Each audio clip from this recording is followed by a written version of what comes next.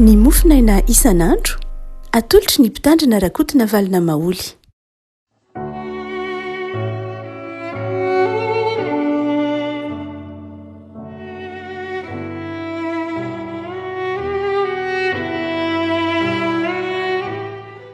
Fahamiraba antsika revako malala tratry alatsinainy faharoa ny volana martsa ity.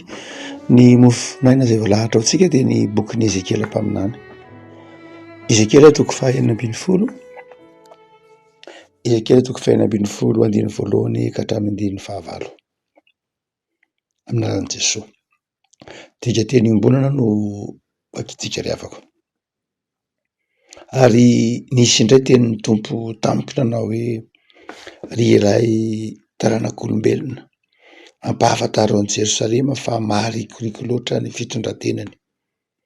Ambarao aminy fa izao no lazain'ny tompo andriananahary: i Kanana no tanin'ny razambenao sy tany nahaterahanao, Amorita ny rainao ary Etita ny reninao.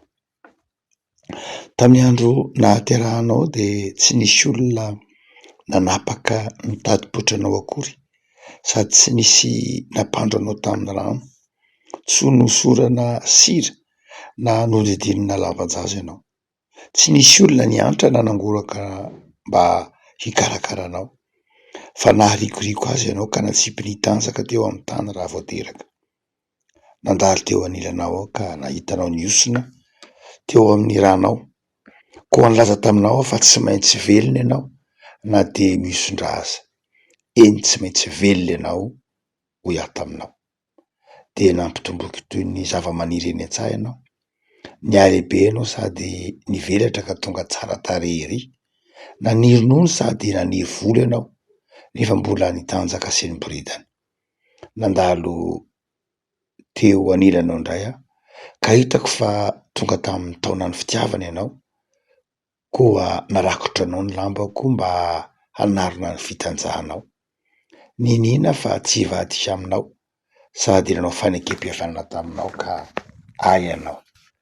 Tenentitra avy tamiko tompo andriananahary sahy. Ray masonao manamasinana ahy amin'ny fahamarinana, teninao ny fahamarinana. Amen.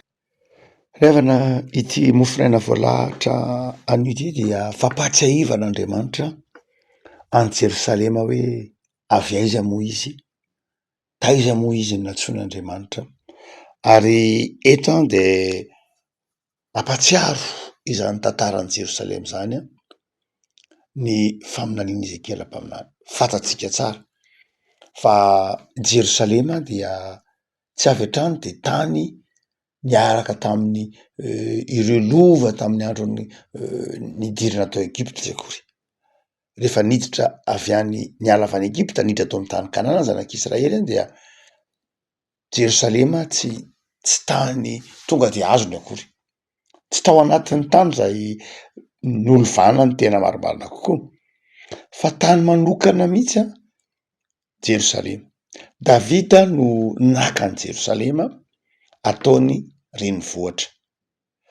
Ny renivohitry Palestina zany ny renivohitry zanak'Israely dia tsy nalaina avy amin'ireo zaratany efa nisy teo aloha, tsy avy amin'ny tanin'ny Joda na avy amin'ny tanin'ny Benjamina na avy amin'ny tanin'ny Efraima na avy amin'ny tanin'ny atao hoe Gada na tahaka izany. Tsy avy amin'ireo tanin'ny foko 12 fa tany vaovao mihitsy. Efa tao anaty tsy lavitra tao anatin'io faritany ao nisy saingy ny Jebosita no mipetraka tao. Dia ny Jebosita mipetraka tao ary dia nalain'i Davida i Jerosalema nataony renivohitra i tanin'ny Jebosita io. Ny antony tsy nakan'i Davida ampahantany tamin'ireo foko efa nisy dia tiany hoe ny renivohitra dia tany vaovao, sady tsy an'ny Efraima, tsy an'ny Joda, tsy an'iza n'iza fa tany vaovao mihitsy mba hananana ilay atao hoe neutralité, mba hahatonga ny hoe ilay renivohitra dia tsisy afaka miteny hoe anay io fa an'ny rehetra. Dia izay no ampatsiahin'Andriamanitra eto amin'ity tantara ity hoe ianao angery Jerosalema, ianao dia avy amin'ny Kananita ny razambenao, ary ny Amorita ny rainao, Etita ny reninao. Zany hoe ianao dia tany jentilisa saingy nalaiko Andriamanitra, nalaiko de nikarakaraiko ary dia tonga olon-dehibe. Andriaman'diny ny 15 manaraka dia nijangajanga Jerosalema. Ny hoe nijangajanga dia niala tamin'Andriamanitra i Jerosalema. Raha ohatra ka mamaky ity andininy ity zany dia karazana sary ihany ity ampitain'Andriamanitra ity. Fampatsiahivana ny tantara saingy milaza sary teny, milaza ohateny. Amin'ity alatsinainy ity ary dia manavaka antsika lafin-javatra roa ity andiny soratra masina ity. Andriamanitra nisahirana tamitsika, tsy tia ny olo gojerena akory Jerosalema eto, ary naharikoriko ny olona ara ho ny ampiasain'ny tompo am'ilay voambolana, tsy tian'ny olona. Andriamanitra no misahirana amitsika. Afaka malala izay Andriamanitra misahirana aminao zay ity mofinaina am'ty alatsinainy ity. Mety ho mahatsiaro tsika indraindray manao hoe tsy tian'ny olona, ary tsy voatery tian'ny olona mihitsy. Zava-dehibe amin'ny olona moa indraindray ny hoe miandry fitiavana avy amin'ny olona, miandry tambitamby avy amin'ny olona, fa indraindray ny olona tsy voatery hanome an'zany satria ny olona olombelona ihany. Tsy voatery hanambitamby anao izy, tsy voatery hanome fitiavana anao izy, tsy voatery hanohana anao izy, fa misy fotoana tsy ahafahany mieritreritra an'zany. Ary eto Jerosalema de tsy tian'ny olo gojerena akory, saingy Andriamanitra no ny filazany hoe nandalo teo anilanao aho ka nahitanao, de niteny taminao manao hoe tsy maintsy velona ianao. Havako niavan'Andriamanitra ho antsika am'ty alatsinainy ity zao manao hoe tsy mahafoy atsika Andriamanitra ary miteny amitsika manao hoe tsy maintsy velona ianao, tsy maintsy velona ianao, satria mandalo eo akaikinao Andriamanitra. Ary rehefa mandalo Andriamanitra, manovy izay, miasa izay. Andriamanitra mandalo, tsy Andriamanitra mitaza-potsiny.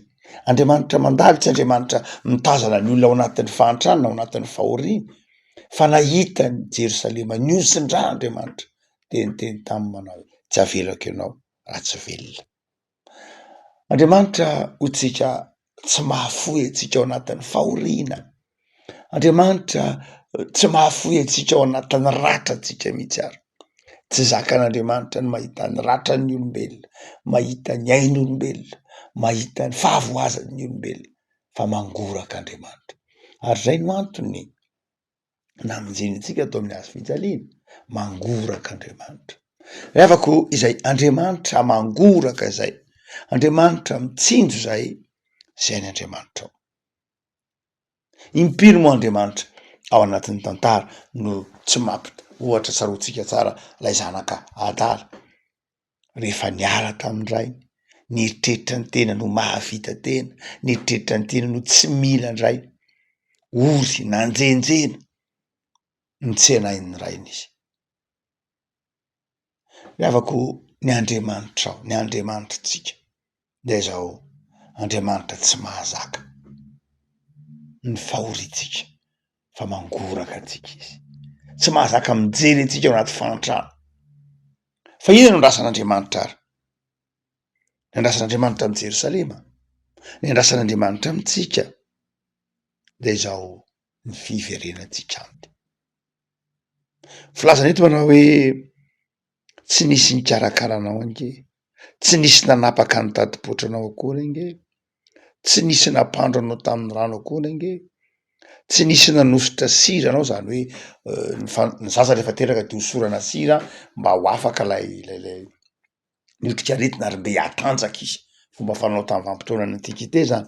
Ny ampandroana efanao foana, fifanaontsika foana, fa tam'izany fotoana zany ny tsika moa amin'ny vanim-potoana ankehitriny hosorana menaka, hosorana karazana fanafody isan-karazany mamono lay otrikaretina na mampalefaka ny hoditra, misy taloka ataotsika, be de be zavatra mety ho fataotsika ty aoriana. Fa tamin'ny vanim-potoana antikite de sira no nahosotra, mampatanjaka tsara ny zaza. Dika zany de zao teraka tsy mba nisy tsisy nitseny ianao, teraka tsy nirarahina, teraka tsisy mpity, teraka tsisy mpitsabo, teraka tsisy mpikarakara mantsy Jerosalema eo. Saingy Andriamanitra ny karakara.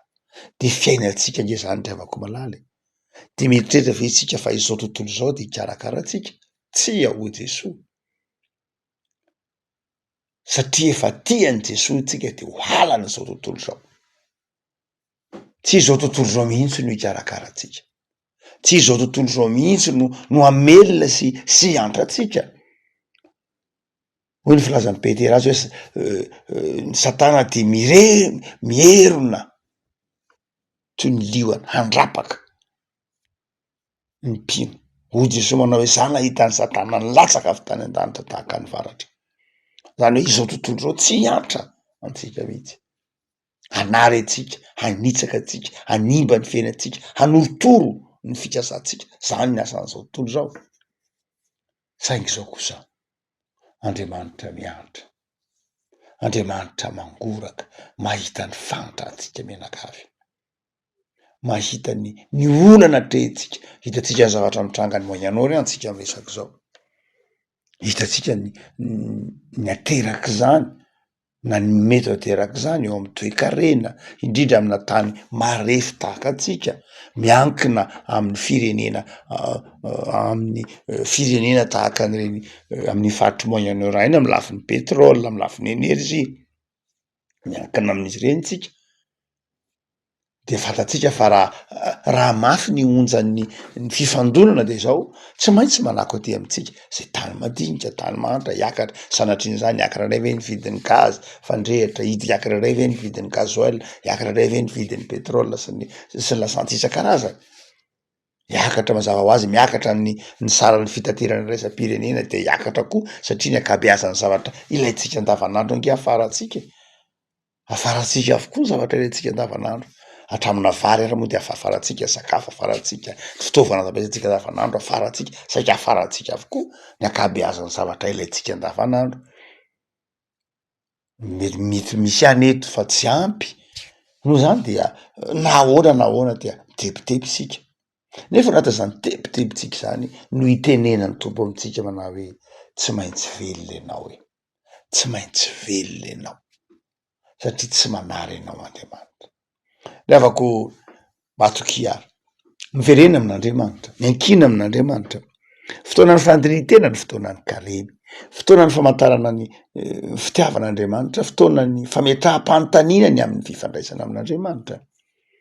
De zao mitanisa Andriamanitra, fa tsy adinon'Andriamanitra ny lalana izay nitsoina anao. Tsy adinony itsika mety manadino, fa Andriamanitra tsy nanadino ny lalana zay nitondranintsika. Fa ny faharoa dia amin'ity andininy zay tobatanantsika ity de zao tsy vitany hoe nikarakara Andriamanitra, tsy hoe vitany hoe nisahiran'Andriamanitra, fa izao nanao fanekena tamintsika izy. Hoy ny filazan'ny bokin'ny Ezekiel azy manao hoe de ny tompo ange ianao e, de ny alehibe ianao, tonga tovovavy tsara tarehy ianao, de nampiakanjo anao aho. Nampiakanjo anao, tsahotsika ao amin'ny bokin'ny Genesis toko 3. Rehefa nanota ny olombelona ka niseho ny fitanjahany dia nanjaitra akanjo hoditra Andriamanitra hanakokenatra andra-lehilahy sy ravehivavy. De averin'ny bokin'ny Ezekiel mpaminany eto zay manao hoe koa narakotro anao ny lambako mba hanarina ny fitanjahanao. Tsy hoe namelona nampitombo ny karakara eny Andriamanitra, fa nanakokenatra ary ny lamban'Andriamanitra narakotra ny olombelona. Tsy hoe nandrakotra lambanao fotsiny fa ny lambako. Inona moa lay lambako? Lay fitiavan'Andriamanitra. Inona lay lamba? Lay famindrampon'Andriamanitra. Inona lay lamba? Lay toetran'Andriamanitra narakotra Andriamanitra atsika mba hanakokenatra atsika. Fikarakaran'Andriamanitra zany. Ary raha izay de zao mbola mety hiverina hitanjaka indray izy. Raha izay de mbola mety hiverina hiosondra indray izy. Raha izay de mbola mety hiverina hiomezan'ny olona indray izy. Fa izao nanao fanepekem-pihavanana taminao aho ny tompo, zany hoe nanao fanekem-pihavanana tamin'ny Jerosalema Andriamanitra, mba tsy hoe vita ndray mandeha zany fahasoavan'Andriamanitra zany fa nanao faneken'Andriamanitra fa hitohy mandrakizay zany fitiavany zany ka tsy ndray mandeha nandrakotra ny lambany ihany Andriamanitra na ndray mandeha namelona ihany Andriamanitra na ndray mandeha ny karakara ihany Andriamanitra fa hikarakara azy mandrakizay azay voady io ny fanao nanao fanekena ny nina taminao fa tsy hivadika aminao nareo afaka malala Andriamanitra nanaiky karakara atsika tsy ndray mandeha fa manaiky karakara atsika mandra-pahafatsitsika ny Jesosy amin'ny Lazara masanaky ny Lioka ombanareo mandrakariva ambara-pahatongany fatapelana zao tontolo zao faneken'Andriamanitra afaka malala tsy fanekena mijanona tenatena tsy fanekena mijanona mianka eny tenatena-dalana nge eny amandao anao rehefa vizambizana de mandao anao rehefa milamindamina anao de ilozako rehefa sairakirana anao vao tonga indray tsy zany no faneken'Andriamanitra faneken'Andriamanitra amitsika tsy fanekena mijanona eny tenatena-dalana zany fa ny faneken'Andriamanitra tamitsika de zao onona tompontsika hanadio atsika hikarakara atsika hitaiza atsika hampiorona atsika amin'ny finoana amizao latsinay afaka malala de toky ary omen'Andriamanitra anao am'ty boky Ezekiel-paminany ty toky ho anao zay mibebaka marina toky ho anao zay mitodika amin'Andriamanitra toky fa ny Andriamanitra tsy hanary anao verena amiko ho iantsony Ezekiel-paminany zay moa ny votoatiny iantsony Ezekiel-paminany fitaomana ny olona hiverina amin'Andriamanitra fitaomana ny mpino hiverina amin'Andriamanitra fitaomana ny firenena hiverina amin'Andriamanitra mba horakofan'Andriamanitra ny lambany de ny lambany famindram-po sy ny fitiavana eto moa dia tsy afo zany lambo zany fa Jesosy tsy afo zany lambo zany fa Jesosy lay zanak'Andriamanitra narakotra ny fiainatsika ka mahatonga atsika manana fiainana feno vaovao Jesosy rehefa fanekem-pihavanana vaovao tsaro tsika am'izao karemy zao no zany mifaly amy tontolo andronao anio fa manome toky Andriamanitra fa tsy maintsy velona ianao manome toky Andriamanitra fa handrakotra ny lamany aminao noho ny amin' Jesosy fa matoky azy raisy izo fiainanao lalakisika ary tompo am'zoranao zay noho ny amin'ny soratra masina zay manome toky anay tandrify anay am'izao fiandohan'ny herinandro zao fa tsy maintsy velona izahay satria eo ianao